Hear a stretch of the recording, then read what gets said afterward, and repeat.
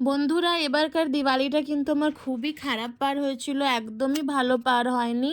কারণ আমার বাবুর এক সপ্তাহ আগের থেকে খুবই শরীর খারাপ ছিল, আর পুরো দিওয়ালিতেও ওরকমই ছিল, আর সাথে আমারও। তো পুরো দিওয়ালিতে তো কোথাও বেরোয়নি, কিচ্ছু না। লাস্ট দিন একদম আমরা বেরিয়েছি। তো এখানে আমাদের এখানে সবথেকে বড় পুজো হয়, মানে 22 হাত কালী হয়, মানে 22 ফিটের কালী ঠাকুর হয়। তো ওটা প্রত্যেকবারই দেখতে আসি, আর এইবারও এসেছিলাম। তো এখানে দেখুন রাস্তা ধরে যাচ্ছি, আর এই দেখুন এবারকার কিন্তু প্যান্ডেলটা এরা খুবই ভালো বানিয়েছে। অন্যান্যবার একদম সিম্পল প্যান্ডেল করে, কিন্তু এবার একটু ডেকোরেশন ভালো করেছে, অনেকটাই ভালো করেছে। কারণ এবার এখানের 50 ইয়ার্স কমপ্লিট হলো, মানে গোল্ডেন জুবলি ছিল। আর আমরা এতটাই ভালো দিনে গেছিলাম যে পাশে বড় স্টেজে ফাংশনও চলছিল ডান্সিংয়ের, তো বাবু ওখানেও দেখছিল।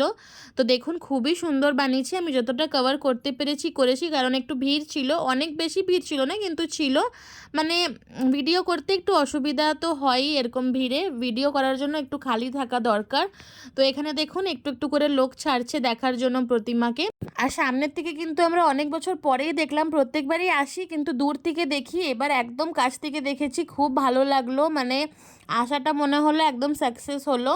তো দেখুন কত ভালো লাগছে মাকে দেখতে।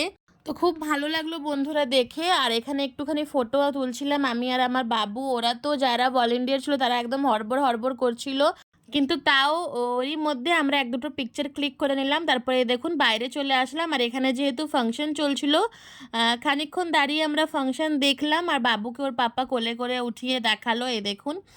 তো চলুন তারপরে এবার আমরা বাইরের দিকে একটুখানি যাই। আর এখানে তো খুব ভালো মেলা লাগে, তো মানে পুরো রাস্তাটাতেই মেলা লাগে। তো বাচ্চাদের খুব খেলার জিনিস, খেলনা, আর বাবুর তো খেলনা দরকার কোথাও গেলে, সব খেলনা ওর কাছে আছে, যাই দেখাই, যাই আমরা দেখি সবই ওর কাছে আছে একদম আগের থেকেই। মানে ও এত খেলনা কিনে কিনে জমিয়ে নিচ্ছে যে এখন নতুনত্ব কিছুই নেই ওর জন্য। তো এখানে যাই হোক একটা কিনলো, ওই বাবল উড়ানোর ওটা একটা কিনলো। আর এখানে এই যে হাউসগুলোয় দেখুন ঢুকছে। তো এটা ওর সবথেকে প্রিয়, মানে দোলনার মধ্যে বলতে পারেন। তো এখানে চড়লো খানিকক্ষণ, এখানে টাইম স্পেন্ড করলো। আর পাশে দেখুন অনেক রকমের দোলনা, প্রায় ও 3টে দোলনায় চড়েছিল, 3টে না বাবু, 3টে দোলনায় চড়েছিল। তো এখানে আমি আর ওর বাবা একটু ভিডিও বানিয়ে নিচ্ছি, আর ওর বাবা তো টেনশনেই থাকে যতক্ষণ ও মানে দোলনার থেকে না নামে, ওর বাবা কিন্তু টেনশনেই থাকে। আর ভিডিওটা একটু লেট হলো পোস্ট করতে বন্ধুরা, কিন্তু দেখবেন ভালো লাগবে আশা করছি। তারপরে একটুখানি খেয়ে নিলাম, খিদেও পেয়ে গেছিলো। তো এখানে পিৎজা এক জায়গায় পাওয়া যায়, একটা জায়গাতেই পাওয়া যায় পিৎজা, কিন্তু খুবই ভালো থাকে। মানে তো যে এখানে পিৎজাটা সেল করে অ্যাকচুয়ালি তার একটা খুব ভালো শপ আছে, শপেরই মানুষ এখানে এসে মানে মেলাতে দোকান লাগায়, পিৎজা, মোমো, চাইনিজ প্ল্যাটার অনেক কিছু থাকে। তো আমরা এমনি নর্মাল পিৎজাটাই খেলাম, মানে এক্সট্রা চিজ পিৎজাটা। আর এখানে দেখুন টয় ট্রেন, তো আমার ছেলে এখন উঠেছে হেলিকপ্টারে, বললো হেলিকপ্টার থেকে নেমে টয় ট্রেনে চড়বে।